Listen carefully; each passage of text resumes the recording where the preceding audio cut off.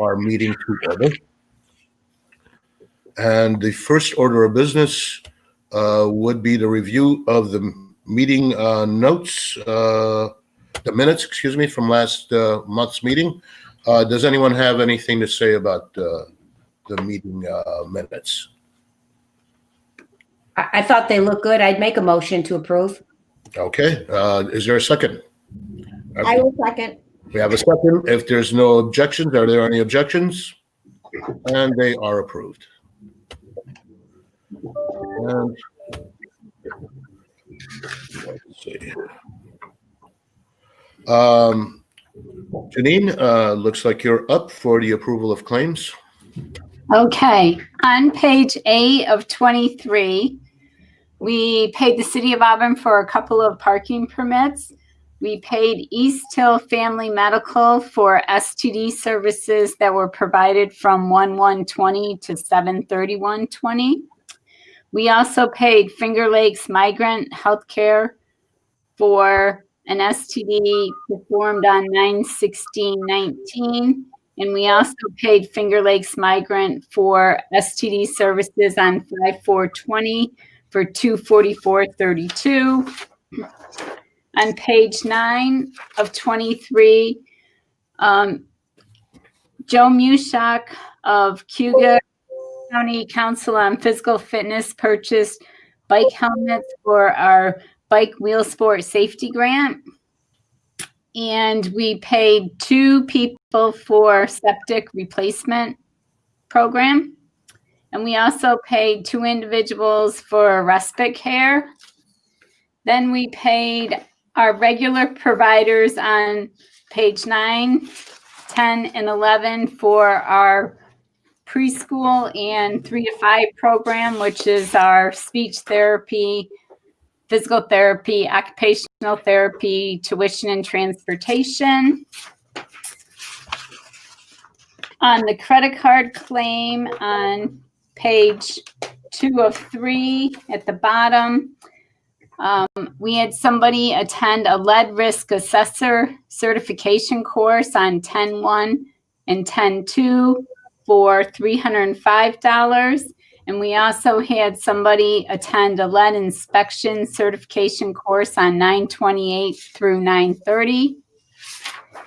And on page 3 of the credit card claims, we also purchased from Microdac $171 of vaccine storage monitoring system, which records the temperatures in the vaccine refrigerator. That's all I have. Does anyone have any questions? Janine, this is Elaine. I wanted to be clear, just an observation. The STD payments you're making, those are small because you're only paying for those that are uninsured seeking care. Is that why? Yes.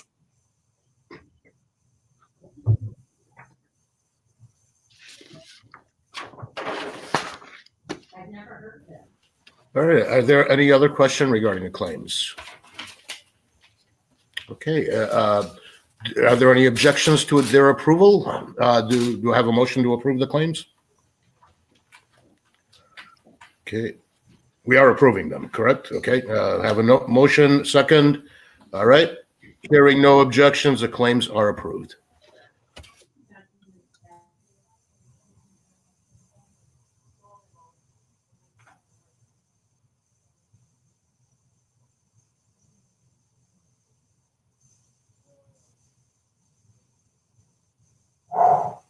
Did we lose your audio again, Ralph? Excuse me. Sorry about that. Next up, let's see. We're done with the claims. They've been approved. And next up is Lori Fisher, who will give us an update. Great.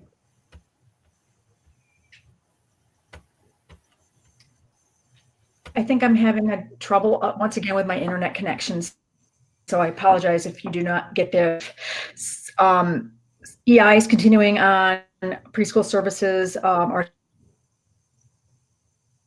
Picked up a lot of our speech kids. So it's been a good, at this moment, I don't believe we have any preschool students on a speech waiting list. that are waiting for a special education teacher. So there are education teachers in this county. Of course, the elephant is that a lot of the services providers still want to provide virtually. So we want to make sure that we stay safe and keep everybody safe. Are being provided in the home or in the school setting, provided virtually for both early intervention and preschool services. Getting ready for a big iPro review that's coming up in November. So that's really looking over our policies and procedures and revamping some of my to align with what is on the website for the Bureau of Early Intervention. So that's pretty much it in a nutshell. If anybody has any questions. Any questions for Lori? Yep. All right, hearing none. Thank you, Lori. We will go on to the next item on our agenda, which is Eileen, who will be speaking to us regarding the hearing and consent orders and the program updates. Eileen? If we have a pause from Eileen, it's because she is at Board of Health hearings that are going on currently. So I think Megan Bell is with her. And yep, we're going to jump Eileen to the end if you don't mind. We've got to do one more hearing at 12:30 and then hopefully she'll be on. That's fine. Let's do that. And so, which would mean it looks like you're up, Kathleen? well, okay, sure. Watershed rules and regulations, remember those? Isn't it nice to talk about something else for a minute? Just relish in that for half a moment. We are moving forward. Steve Lynch, thank goodness, he's really kind of picking things up again. We anticipate having a joint meeting with the Town of Owasco and City of Auburn councilors on October 29th. And there the proposed regulations will be shared with them. People from the various stakeholder groups, if they haven't already, they should be receiving an email from Megan Bell that links to where what the final version had been. Unfortunately, because of gathering restrictions, we can't have a wide open meeting. But one of the ways we're going to try and engage that and engage people, because I know for the city and probably for the town also, it is a public meeting. So the city's going to work with us to live stream and then be able to find a way for people to register to call in if they want to comment in some capacity. So there'll be a little bit more to come, I think, on that, but it's well underway. The date and time are chosen. So we'll let you know how that goes. If it is, if what is proposed is accepted by both parties, that will prepare it to move forward to the state, in which case we may come back to you as a board and ask you to also support the watershed rules and regulations in the form of a formal resolution. COVID-19, well, most of you probably saw yesterday's press release that went out. We have just been bombarded in the last week in particular, just incredible numbers for a county our size. I think Nancy, I'm sure, will speak a little bit more to this, but yes, it's a little bit of school. That certainly increases the quarantine numbers when there's people in a school setting. Yes, work sites, at some of the prisons. There's Moravia Prison has had a few positives. Social gatherings, we know there had been a few, people got together over Columbus Day weekend. We were aware of, a gathering where there were, they were following the 50-person rule, but they were still in close proximity to each other without additional precautions like face coverings, which, we don't recommend that if you're not a household member of people. So some exposures happen there. It's just, I'm looking over at the numbers from yesterday. The hospital is feeling it. You all probably heard the hospital closed for the time being, visitation, with the exception of a few circumstances. We know that it's already really tough to get into a nursing facility, so they didn't need to switch that up too much. So related to that, testing. What's the status with getting more testing? So we keep working on it. You saw, I think I copied you on the proposal last week that we sent to the State Department of Health to request, to tell them our plan if we were to have more testing options available to us. Specifically, we're really looking for the Abbott ID Now reagent and then collection swabs, because those are the machines that Auburn Community Hospital has. And if we have an ample supply of reagent and collection swabs and our PPE maintains, which at the moment it's fine, they can run hundreds of tests a day if there were a need for that to happen. Again, we have to have the resources to do that. So we keep, sharing that information through all the venues that we have. We did, I think some of you have seen, I think Megan was going to try to copy to all of you some of the responses that had come forward from the letter that was sent on behalf of the Board of Health to various state politicians. We know that at least 3 of them responded back that I'm aware of. There may be more. And one of the people wanted to speak with Dr. Kosachev directly, so I think they did connect that way. So we have with the testing, we are doing the hospital did get some supply of reagent. It's limited, so we're limiting our testing. We're doing a trial run tomorrow with a closed pod that is targeting school children and staff who are symptomatic and or exposed, because we've had a number of pop-ups in various schools. Particularly, we know that there's a couple of schools where they've closed for 2 weeks because of the number of people in quarantine or the number of staff that impacts their ability to staff their school. It's a combination of that. So I expect that will fill up. We sent the information through the school nurses and through the school superintendents. And that will give us an opportunity to try our new testing site, try the new testing process, protocols, and make sure that goes all right with a finite group. And then if we have success, we'll be talking more, which I expect we will, but we'll talk more with the hospital. We'll talk more with our community group that we speak with at least weekly about how we will prioritize additional testing on a routine basis moving forward. And we'd love to be able to offer at least something on a weekly basis. We'd love to be able to offer something more than weekly. So we'll see what we can do. I agree with some of the emails that went around that it would be great to have some more information, some more news out there.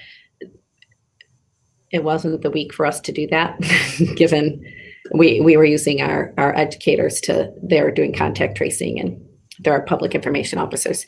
But I think that it will be enlightening for general public to have a better sense of how that rolls out, how the process rolls out when a case investigation takes place and then contact tracing.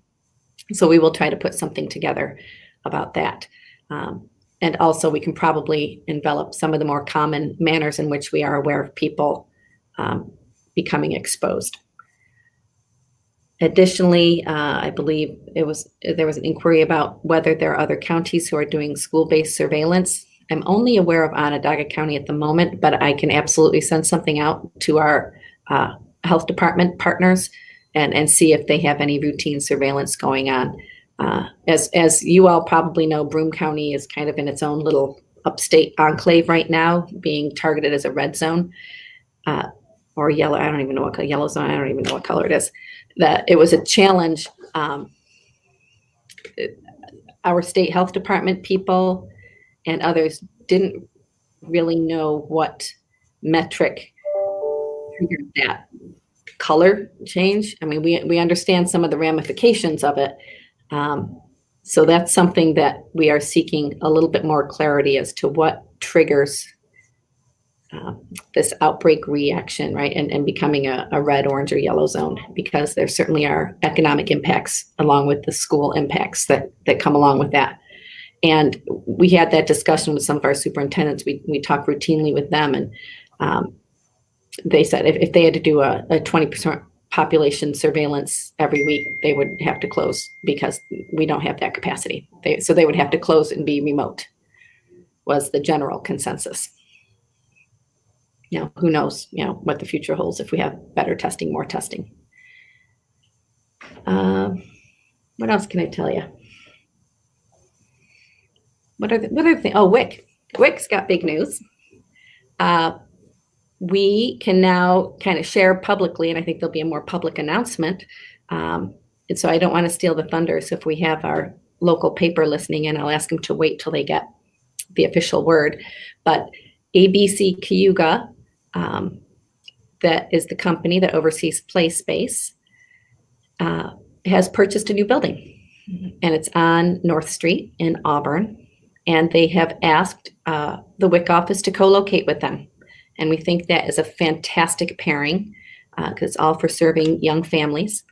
There's a potential for some other early childhood family support to co-locate at some point also, but we know for sure Play Space and WIC will go there. It'll be much more visible. It'll be better and newer space. It'll be more accessible. It'll be better parking. So we're really excited about this. It's such a positive. We will give you more details as it goes, but will be as soon as they're really trying to move it along pretty quickly. So we're thinking the early part of 2021 will be the move. So here's hoping that all goes accordingly. The Article 28, that just reminds me when we talk about clinics, we're still hammering out the details of finishing our revised certificate from having moved our immunization clinic here to our Dill Street location, which thank goodness that did happen because that certainly provides tremendous more efficiencies for us, having the staff right here. But we had to change the ventilation system, but we've got the approvals to move forward with the proposed plans that the architect had. So we're working with our buildings department. They have a little bit of a delay, but they'll be working with us to try and get this work accomplished before the end of the year, we hope. And then we can have our final inspection, and then our certificate can actually say 8 Dill Street on it. And that process, while it's still going on, I am hopeful it will reach its conclusion soon. I think Nancy will speak to some of the adjustments we've done with our immunization clinic, currently with our flu clinics. We accomplished a drill last Friday that was mandatory as part of our public health preparedness grant funding. It was a non-option that we perform this because, trust us, we weren't looking to get more work. So it had to do with communications and having showing how we can distribute vaccinations. So we tied that into flu clinic for county employees, and it was a drive-through. We did our various communication drills. Our staff are quite savvy and capable and have experience in doing that, and they pulled it off beautifully. We really got some good external reviews from people who are partners in this, which we have our new emergency management director. He's the interim director, Dale Courier. He came with the deputy director, and they did observation and evaluation, as well as there were a couple sheriff people, deputies who were there for traffic control and security, which theoretically you need security to guard the vaccine, depending whatever medication it is that you're distributing. And so that was nice to get their comments because none of them were familiar with how we perform these drills. And we did it in a different location. We did it right outside our Dill Street offices, and it went just fine. So that's good. Check that off our to-do list. And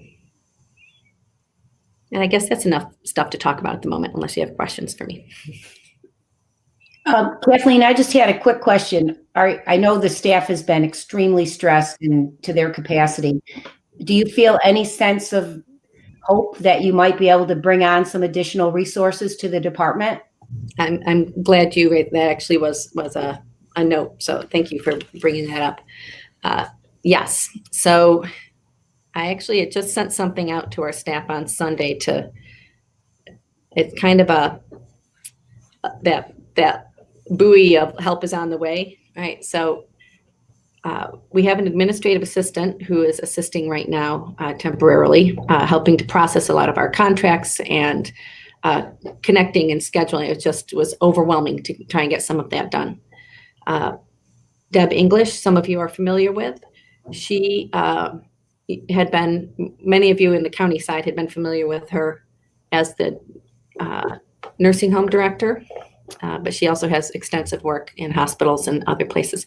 She is going to start tomorrow in a capacity to provide support and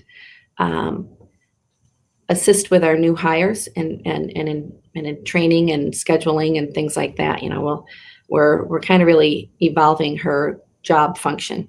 I really hope that it will provide a lot of operating support that Nancy has taken on and be able to relieve Nancy of some of that function. We have a contract in place with the Cuba Community Health Network to hire people for us to act as supplemental contact tracers, case investigators if need be. We have an emergency resolution was passed so that we can hire some additional part-time nurses. We filled the positions, but you know, part-time they have other jobs. So some people we might only have for testing clinics. Some people we might only have, you know, for weekend use or whatever. But they're really great, the people who've been engaged so far. So we're really pleased for that. So I expect though that we will have a number of people who will come on to work as contact tracers. But one of the key components of this is utilizing ComCare. Nick Colas, who had worked at he recently retired in March. He'd worked for the county planning and economic development. Many of you may be familiar with him. I think he's a GIS wizard with the computer and the geospatial stuff, but he was very involved in the nutrient management planning and the watershed rules and regs and a number of other roles over his years. He is going to assist us with training. He's going to become our ComCare expert. And he really understands how systems go together. He understands the human element of learning a new program and the change that comes with it. So I'm tremendously hopeful. He was in this morning to understand how we operate currently. And he was quite complimentary. And I don't know if he said that to you, Nancy, but he was impressed with what had been created in-house by our staff. But he understands the position we're in to make use of ComCare, and he goes, and there may be some real benefits to it. So he's looking hopeful. Where we are a little bit paused there is for all the frustrations we have here in-house, it may be due to resources, et cetera.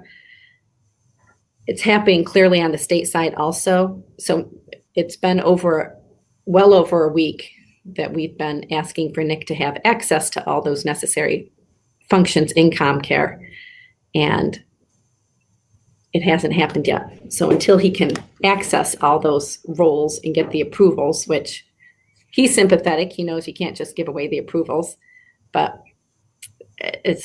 we're like, oh, you know, we want to scream and say, hey, he's priority, put him to the top of the list.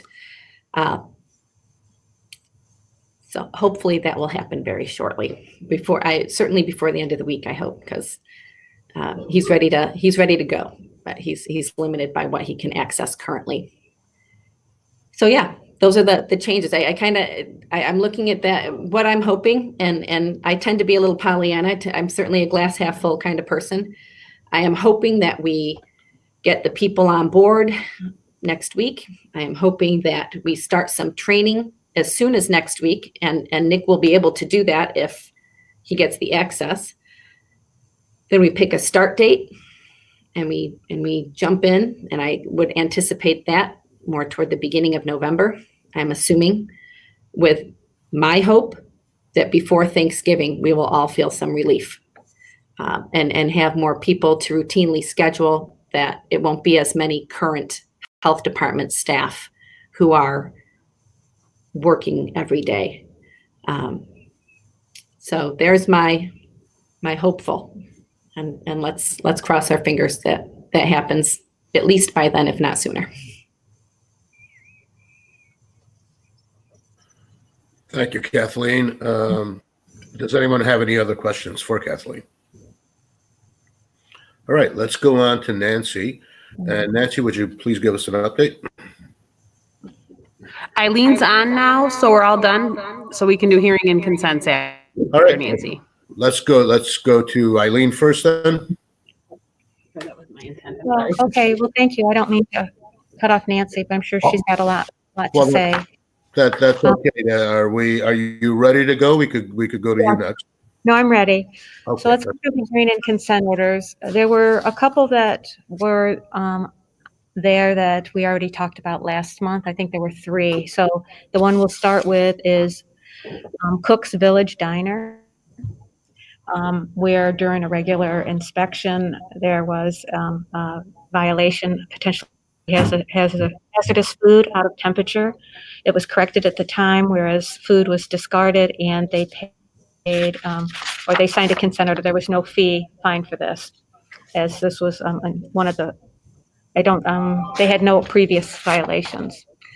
The next one is a COVID with Dunkin Donuts. That employee was not wearing a face covering while working at the facility. They signed the consent order and paid a $50 penalty.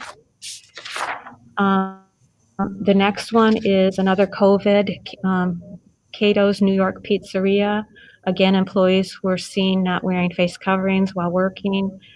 They signed the consent order and paid a $50 penalty. The next one is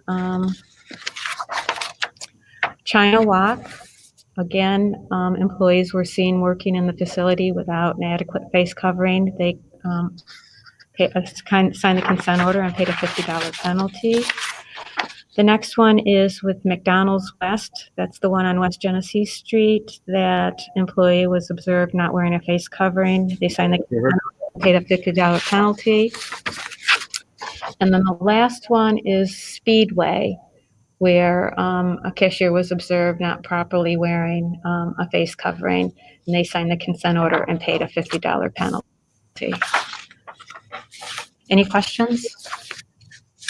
Is that the Speedway, Eileen, where the positive case was that that was noted in the paper? I think that was quick. Wasn't it Red Apple Quick Fill? Okay. Actually, not Yep. Speedway.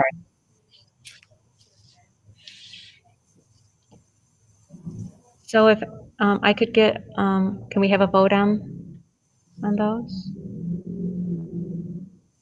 I'll make a motion for the consent orders to be approved. I will second. Any objections?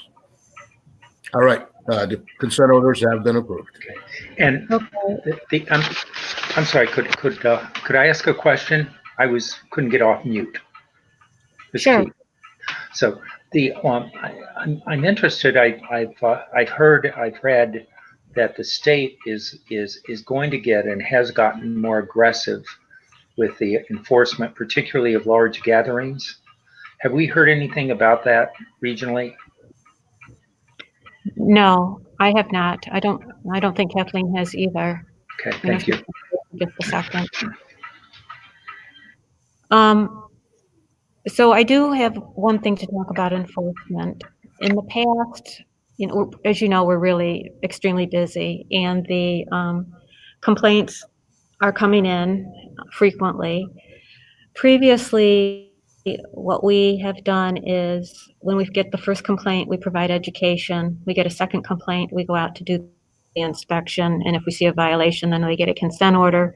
A follow-up complaint, we will do an inspection, and if we see a violation, we will have a Board of Health hearing. And actually, we have a couple hearings that are scheduled for next month.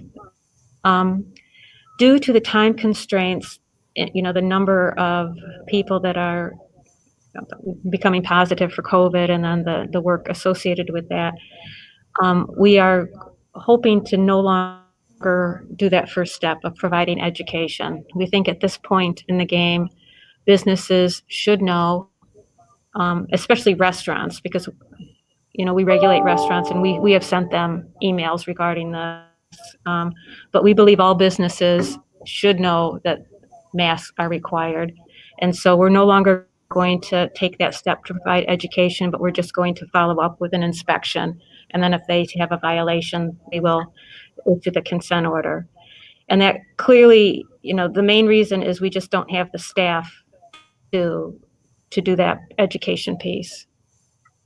So does anybody have a concern or an issue with that? Eileen, Okay. that's strictly related to the COVID enforcement of the restrictions relating to that? It's related to the face coverings, the requirement to wear face coverings. Okay. We did streamline that in the past, correct? We decided that we weren't going to, it would be a $50 fine and then we would go directly to a hearing. Am I correct in my understanding? Yes, and that's what we're still proposing. Like the second violation would be a hearing as opposed to a consent order. Got it. Okay, so I do have one more thing.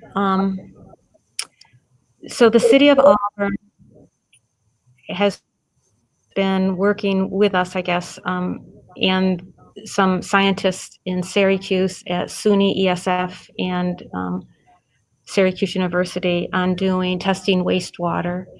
And so the city has been collecting wastewater samples probably for the past 2 months and sending them, for one a week and sending it to the lab in Syracuse. And they are able to determine the level of COVID in the wastewater.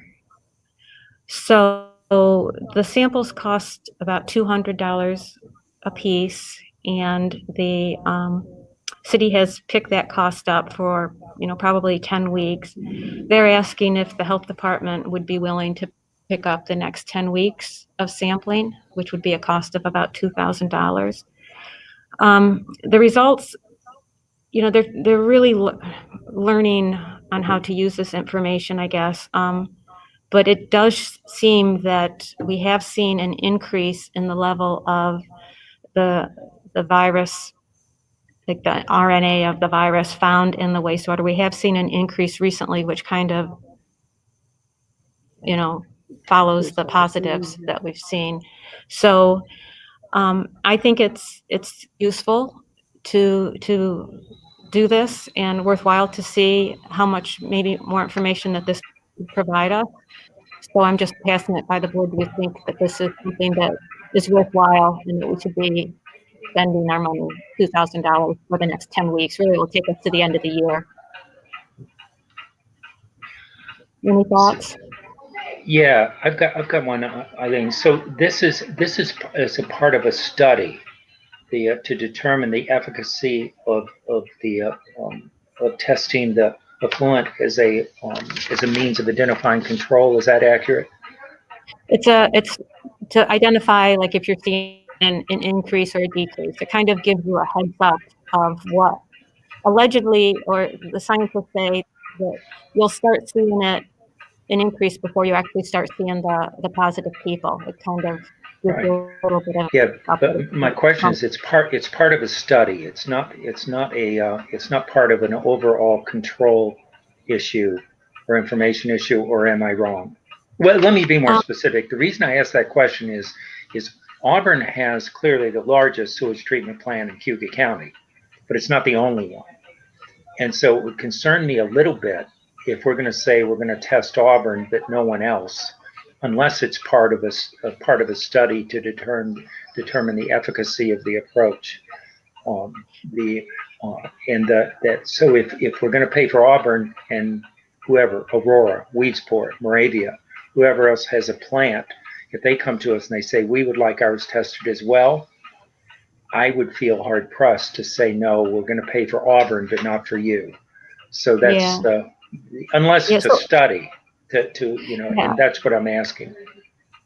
So, I guess you could call it a study because they're still learning about this technique. But in addition, Auburn is the only wastewater treatment plant that is staffed 24/7. And so you don't just take one sample and send it in, you take a composite. So you take hourly samples for a 24-hour period, and then you composite that, and that's what they're sending. Okay. So none of the other plants are staffed 24/7 like Auburn Gotcha. is. Okay, They good. Yeah, staff that them to do answers it. Thank you. Thank you very much. Elaine, Mrs. Elaine, I was just curious if there's been a increase in the surveillance and the identification of the virus, and it corresponds with the increased cases.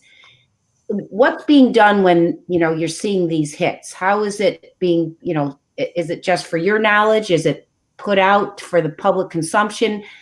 How do you deal with it? So the information that we're getting is really not quantifiable yet. So it just kind of gives you, it's really not a clear direction other than kind of a slope, I guess. So we are not currently putting out that information. I mean, it's kind of useful for us to see, well, is this really following, is this information coinciding with the illnesses? I think once it's determined that, yes, this really does show, relationship to the amount of illness that there is in the community, and it would be something that we would want to put out to the public, saying, hey, we're seeing something, everybody should redouble their efforts on, the COVID precautions. But right now, I think we're trying to learn a little bit more about how, if there is a better, how much of a correlation there is. Like I said, I saw an increase, but how clear is that? You know what I mean? So you guys really are still studying this to see what you're going to do with this information. Yes, and actually, these scientists are working in many wastewater treatment plants throughout New York State. Like, I believe that the city of Syracuse is participating in this. I believe one in Tompkins County. So this is not just a Cuga County thing. This is a bigger program. And actually, the New York State Health Department is very interested to see how the information can be useful. And Eileen, is there a GIS component to this also, so we can kind of overlap mapping a little bit? That was the intent at first, but then the scientists said not to bother with that. It wasn't providing them with good information. So actually, the city of Auburn were collecting other samples, but they were just doing the grab samples because other than at the treatment plant, they didn't really have the ability to grab those multiple samples per day. And, they were just grabbing a one-time sample at these, what we call sewer sheds. So a sewer would discharge to a certain area, and then they would grab a sample. But since they were just like, instead of composite samples, instead of the composite samples, grab samples weren't providing them with the information that they felt was useful. So they said not to do that anymore. I believe this is Ralph. So, as I understand it, it's really being used to conduct a study, a scientific study on the virus, but also can be used to potentially monitor and even warn the community. Am I right in that? Yeah, that's our hope, that it will be useful, right? Do we have the money available for the expenditure? I think Janine told me that there was money in the budget due to the fact that we didn't do bathing beach samples this year because most of the bathing beaches were closed due to COVID. Like Emerson Park didn't open up all year, and usually, we pick up a number of samples at Emerson Park. So there is money in the budget. Right, I understand. I think maybe we should take a vote on this. Is everyone in agreement? Who is in favor of providing the funding to continue to study from our budget? I say aye. Anyone else? Aye. Aye. Okay, looks like we've got 4 hands. I think that's the majority of us. Okay, now 5. Brian, we can see yours good. So Keith is yes, Cassie is yes, Tim is yes, Ralph I'm is yes. yes, Brian is no. I'm sorry, Tim, was that a yes or was that a no, Tim? Yes. Tim is yes. Okay. Elaine, are you yes Yes, or no? I'm in favor. Elaine's in favor. Great. Thank you. Okay, so it looks like we have 1 no, so it looks like it's carried. All right, thank you, everyone. Eileen, is there anything else that you have to say? No, thank you. Bye-bye. Thank you. And next up is Nancy. Yes, good afternoon. I'll try to pick up where Kathleen left off with ComCare, and we're going to make movements to certainly do that.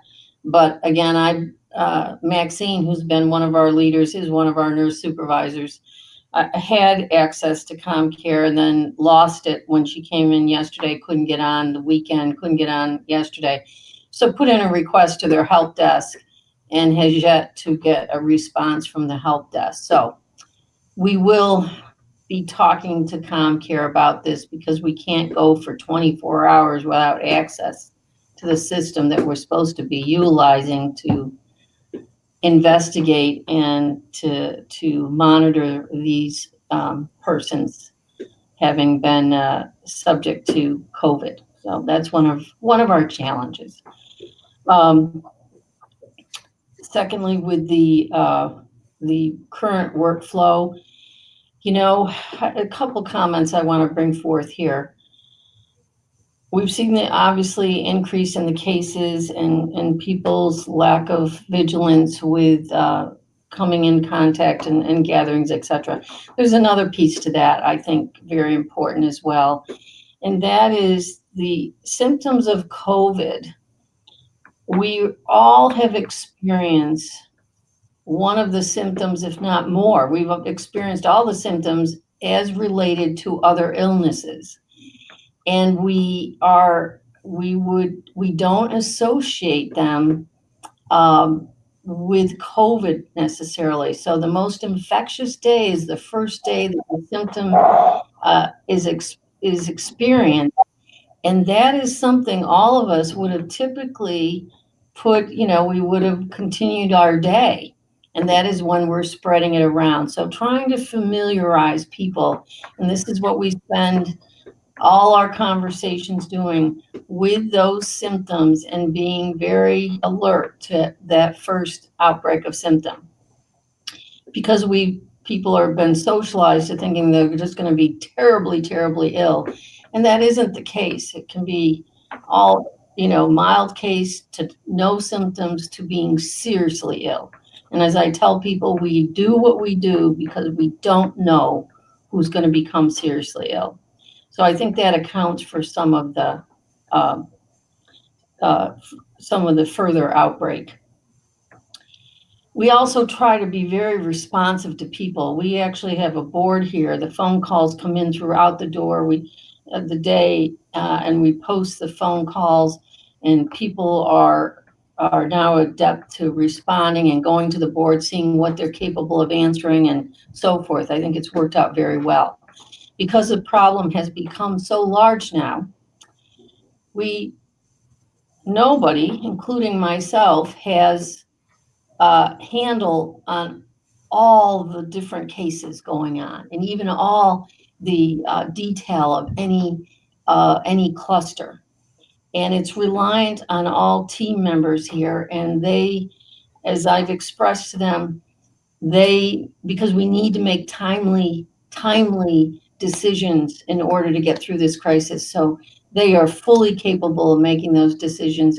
And what is most important, if they don't know the answer, then call a timeout, get a colleague, get me. And we want to first and foremost give correct information to our community and community members. So that has been a change about how we've had to try to adapt to the increased workflow. The other, everybody's wearing all kinds of hats, including myself. So we welcome the help that we're going to get on. We've had some wonderful experience with the part-timers. They've been excellent, excellent, excellent, but they need training, and that takes time and takes support of them so they can be successful and that they will provide correct, timely information to persons. So that will be another thing to try to integrate into to get these people oriented. Plus the part-timers I wouldn't trade them for anything. I wish I could get them on full time. They do have jobs, and I'm glad they're doing the work they're doing, and appreciate what they're able to do. But I have a full-time public health position that's been open since the 1st of July. I need that position. I need somebody to look at the salary, somebody to see what can be done about it, because we need that full-time position. Right now, Kevin and I are covering communicable disease. That is very necessary, as all of you know, that we have to look out for those other diseases. We can't have a Hep A outbreak. So when we've had Hep A, we've got to follow up on those on a daily basis. And so I need that position. The flu drill that we did worked very well, and see, that's preparing us for, it was the timing and couldn't be worse, right? Trying to do all this. However, the timing wasn't going to get any better, and we need to prepare, and this is why the state required it. Prepare for when we have an immunization for COVID, that we will have practiced and we will be ready to roll. So that is very good. And last year, what year? We didn't have any vision that we'd be dealing with COVID, but we could see the benefit of having a mobile refrigerator for vaccines, so we could go off-site and take it. Well, that is played in beautifully, because we have it. We just have only had it several months, and we have already used it for vaccinations and our flu clinic, and it's going to be really also very advantageous for doing the COVID vaccine. That will be great.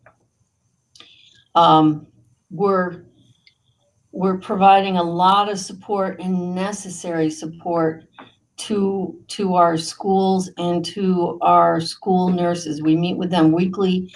Kathleen and I routinely meet with the superintendents. We have a rapport. We have built some trust with them, and there's a lot of questions as they roll as well, with all the guidance and all the regulations and understanding. And plus, you've got a lot of human behavior in there when you have an outbreak, as we have in the last week, the most recent one down in the southern. So again, that's, I think it's very worthy work with the schools. I think today, I'll give you today how we had to change it up, and we're constantly changing it up. Today's the first day that we started the day out and said, we got to finish up yesterday's work. We are not even going to talk about cases of today until we finish up yesterday's. Because you have families, you have people that have heard they've been in contact, they've come in contact, and they're supposed to get a call from the health department. We want to be timely on that, because as they wait, they conjure up all kinds of thoughts, and we really like to get our heads around them, and we want to do that outreach. So that's what we did. We finished up yesterday's, and then we moved on to today. So we have, and it's so highly contagious. So you got Moravia Prison that have had a number of cases of inmates. And so the next thing, you hold your breath, because inmates, you've got personnel there, and then you're out in the community. So we will watch that carefully. And then Kathleen mentioned that we're going to run a swabbing clinic tomorrow. in conjunction with the hospital, which is, it's so good that we can get back in business on this. And one of the reasons we can is because we have to take a pause from the immunizations that we offer our clinics. We've got most of the children through. They're not all of them, but we're going to have to turf that off to other providers to be able to do that, so we can get back in the business of doing the swabbing clinics. And it's not something we like to give up. Well, the vaccination clinic is very successful. We got people very socialized to the necessity and so forth and so on. But we have to now. Got to prioritize, shift it up, move it up, and so forth. So, any questions for me? Would something from us as the Board of Health to support your additional resources for the additional staff, would that be helpful to bring to the county legislature? I think the conversations we've had with our legislators most recently, and Elaine has been a key component of that, it's clear that we are getting the assistance we need right now to get them on. Thank you. Okay. Good, thank you. Any other questions for Nancy? All right, thank you, Nancy. I'm sorry, I have one more question. Go right The ahead. TB test that the hospital is doing, Nancy, do you know, is that an antigen test or a PCR test? It's the rapid, so I believe it's the new Abbott, so the antigen. It is the antigen. Okay. Yeah, rapid antigen, yeah. And, okay, thanks. What is it that you're doing in your office, Dr. Archer? Oh, sorry, hold on. Okay, yeah. So we're just doing the swabs, and when we send it to the lab decide based on their supplies at that time. They do either the BD, which I believe is the antigen, or I believe there's a PCR. I've got a message out to the lab guy to try to clarify this. Right. There are concerns that the antigen test may not be as sensitive and specific, but then we're dealing with something that doesn't have a gold standard, so it makes it a little bit difficult. I think right. The resources that we continue to ask for is the reagent for the Abbott ID Now machines that the hospital has. And I will defer to you and Dr. Joya. I think those are PCR, but I could be making that up. I need to check on that. And the other thing I'll say about it, like tomorrow is like our test day, and then we'll be collaborating again with the hospital. So this could change and move even to what we're using. I don't think anything's set in stone right now. Probably won't ever be set in stone, but what we're going to do this week. Mm-hmm. I'm not clear on who exactly will be tested in your clinic, in your testing clinic tomorrow. Is there specific individuals that you are looking to test? For the first rollout tomorrow, we targeted schools, and the reason we targeted schools is twofold. Number one, we've had a significant number down in the southern Cuba place, and we certainly going to have it other places. We've had some in Cato, a couple in Cato students. We've had cases in various schools, but we have several teachers in southern Cuba. So we thought, wow, we could do something.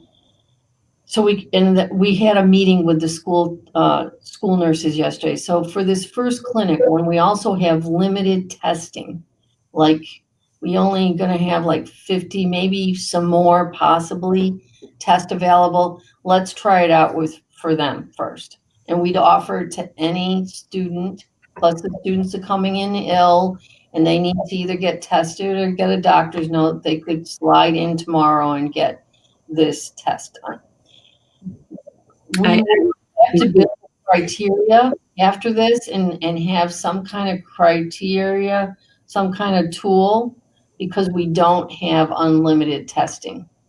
So so we're building it out. Does that answer your question? Yeah, yes, it does. I just wanted some clarity. I probably either misunderstood or didn't hear exactly who was being targeted.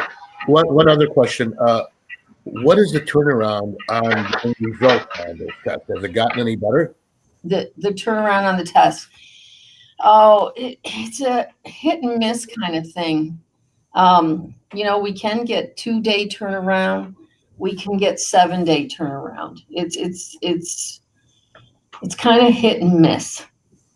And then probably now we're going to have the issue with, and maybe you already read about this, we're going to be doing so much testing that these places that are testing are not going to be putting them into the systems, the state system, as readily as they should, and we won't know about it. I mean, there's all kinds of new problems as a result of solving old one, right? I mean, so we'll be dealing with that a little bit.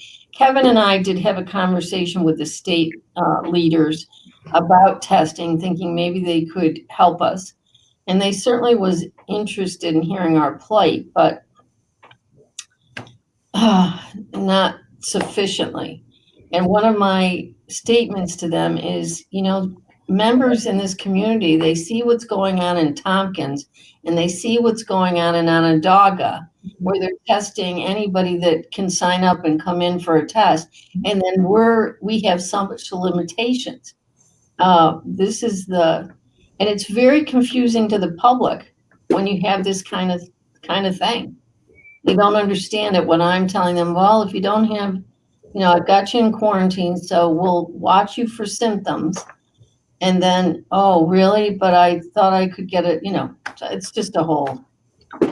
We do appreciate the fact that, and again, I think Dr. Joy and Dr. Archer, with the practices that they work in currently, all of the hospital-owned practices, yes, do provide assessment and testing as appropriate, as well as the urgent care center certainly saw an uptick, and it's because of the hospital and them finally getting some reagent that we can do this tomorrow. To expand upon what Nancy had mentioned, because there had been an atypical number of positives in the Southern Cayuga elementary school group, and that the superintendent wisely chose to just go on hiatus and remote for 2 weeks for the elementary school. State people said, would you like to do an on-site clinic? And we're like, wow, yeah, that'd be great. Come on, let's do it. So that was on a Saturday. So then Monday, he finally gets it, and they say, well, it's not the worst scenario in New York State. We're limited in our staffing and resources. So if you'd like to write up a proposal and send us some data and give us your plan, we'll put you in the queue. We're like, oh, okay, well, that's after the fact. And if we had time to do that, we'd be doing the testing there ourselves if we had that. So. Well, another comment I made to them, and I'm thinking, oh, wait a minute, I probably sound really elementary. I said, when they said your numbers don't look as if, you don't have a significant, no. I said, well, how would we know? We're not testing, how would we know? It's a double-edged sword, right? We test more, we're going to see more, we're going to have more work, but it's all, Kathleen, the plan that you put into the state with your overall goal of really kind of 600 tests a month and all those things, all contingent on 600 a week. a week. All contingent on. Oh, it was 600 a week. I thought it was. If we could, yeah, we'll do as many as the hospital could have capacity, but we figured a minimum of 50 north, 50 south, 50 middle every week. But I guess I'm just curious. You can't do this unless you get the supply from either the state or the hospital has a way to supply the necessary equipment to do this, correct? And the plan you submitted to the state, the turnaround is anyone's guess? Anyone's guess. So again, it kind of goes to the frustration that we experience. It was Columbus Day weekend. It's a Friday around 6 p.m. of Columbus Day weekend. The state sends us the emails. Well, I read it over the weekend. It's due the following Friday to submit the plan. So I say, great, I've got some ideas, but I'm going to talk about it with staff on Tuesday when officially everyone's back in the office. Tuesday, speak to it briefly, get some ideas. Like, great, I'll write it up Wednesday, submit it on Thursday. ACEs. Nope, because on Tuesday, then our chairwoman is at the regional control group meeting, and a representative there says, where's your plan? And Aileen gets back to me, and I'm like, what do you mean? It's not due till Friday. Like, well, now they're saying that they're taking them kind of first come, first serve, try to get in round one. So I'm like, well, so much for equity, if that's the case. But I'm like, I'll hurry up and get it done. So, put it together, submit it by 7 p.m. that night. We have no clue when we're going to hear it. And then it was a question of, well, I submitted it to where it went, but did it go to the right place? I said, I'll give it to anybody who flipping wants it. Just get it stuff. The other thing that Elaine's question makes me think of too is the way that we're collaborating with the hospital, which has been very good, because trying to be conscientious about each other's supplies. If we could relieve some of the urgent care swabbing, because they're doing them like one case at a time. So they're, donning and then throwing out, and then 3 patients later, they're donning again. And so if we can... Have a symptomatic clinic, Nancy? Have people who are symptomatic be able to access that? Is that what you mean? I'm sorry, I didn't hear that first part. People that are symptomatic attend the clinic that you guys are working on. Is that what you mean? Well, yeah, they can. Yeah, people could come to this one. They're more than willing to serve in the urgent cares. It's not that. But when we're trying to be very considerate of each other's amount of PPE, then it serves to have a drive-through where people, one after the other, you're banging out a whole bunch with one set of PPE. So we're working at it, so. Well, hopefully, it sounds like the health department needs to, some of the communication at least is not what it should be. Am I reading this correctly?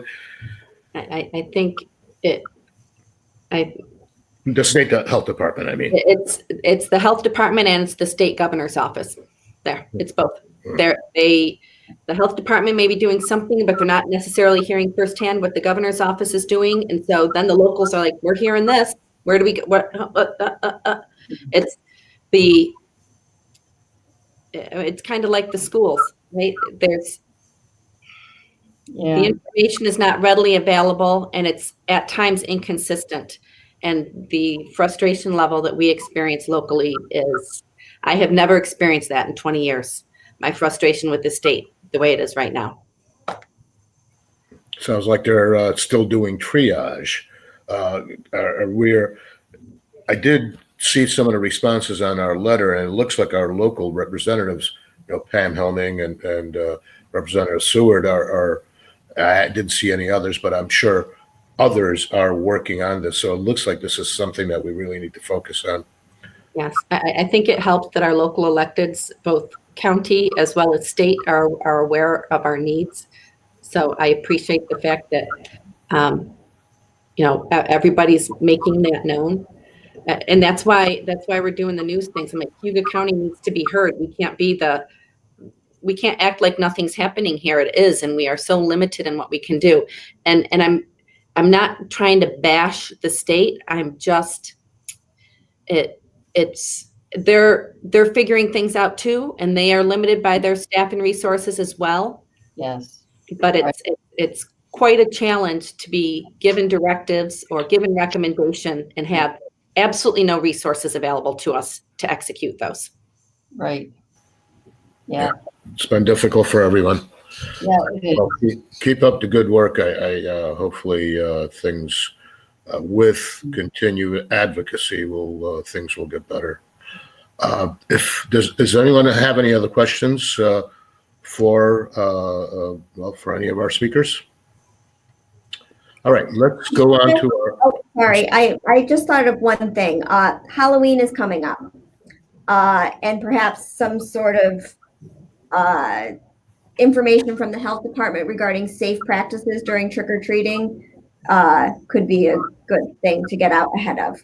Yeah, we were talking about that at our morning ICS meeting, and Yeah. we've been talking about it, but of course said, oh, we'll get to it, and then we're like, oh my gosh, it's coming up.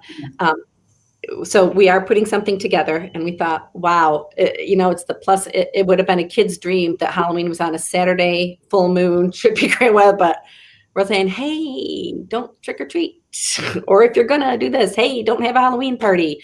But we'll come up with some ideas of things, alternate ways to celebrate for those who want to, that we will recommend. Maybe ABC Cayuga could get into that as well. Sure, that's a great idea for something like that. Yeah. Yes. I think that's great. I think everyone could use a little guidance. And this virus has been a bummer for everyone, especially for our little guys who have to, try to get through it. Last item on our agenda is Dr. Joya. Doctor? Hello. I've been doing testing in the office. The hospital, when they do take dry specimens, they usually will run them on the Abbott test kit, and that's an antigen test. It's not the most sensitive, but a lot of people say PCRs may be too sensitive because people might have RNA or genetic material, even though they're not that infectious. So that's always been a question. It's hard to be sure how infectious it is. Just research studies will tell you that. But if the antigen tests positive, it's you're likely to have more of a viral load. If it's negative, they might turn positive, or they might have been positive, but they're on the way down probably. If you're testing people when they're symptomatic, you're probably more likely they're going to be positive for sure with any test. I've been doing specimens in the morning. They pick up at 10 and I get them back, like 2 in the afternoon or so. Or the afternoon ones, that'll be getting back the results in the evening. Been checking it. So if the kids have to do something important the next day, they could do it and can send the results to the schools by fax. So I'm pretty happy right now. I'm not sure how long it's going to last, and but they always need a continuing antigen supply in the kits. The swabs we're holding up with just using general swabs. We're not using the specialized ones as much. When the LabCorp does have testing. We can even do it at home. You'd have to order it on the internet. You can do it at home. You can send it in through the mail or drop off, and then so that ends up taking like 4 days or so. When the hospital submits stuff to LabCorp, if we give it to them in a wet specimen, it's a PCR test the LabCorp does, or the genetic material test, and that. A week ago, we did one in the morning, and we had the results by the next evening. So it was pretty fast time, but it was a regular work day. So it's better in my experience, but it's it's a question of how long the materials will last. You got to keep up with the supplies. Most people think there's excess capacity right now nationally. It's just a question of where you're going and spotty. I guess the WellNow people are supposedly working with the state too, and they're trying to perhaps use some of the state kits too. But it's they're getting the results back is not good even for regular throw cultures and reports. We don't get reports from the kids that go to WellNow usually, regardless of what they got.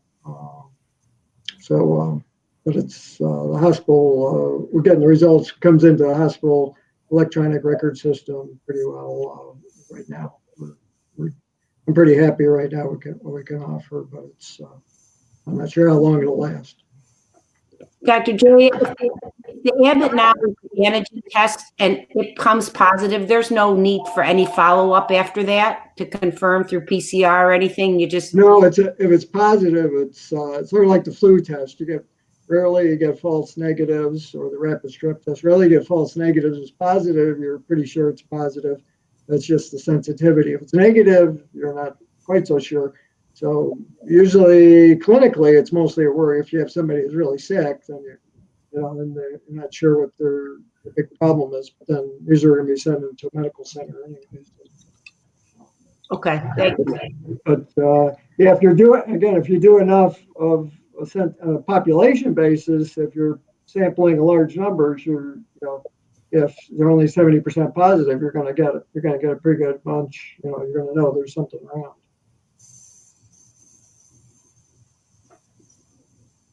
Any other questions for Dr. Joy? All right. If there are no more questions, we are scheduled to meet as usual in November, correct? Okay.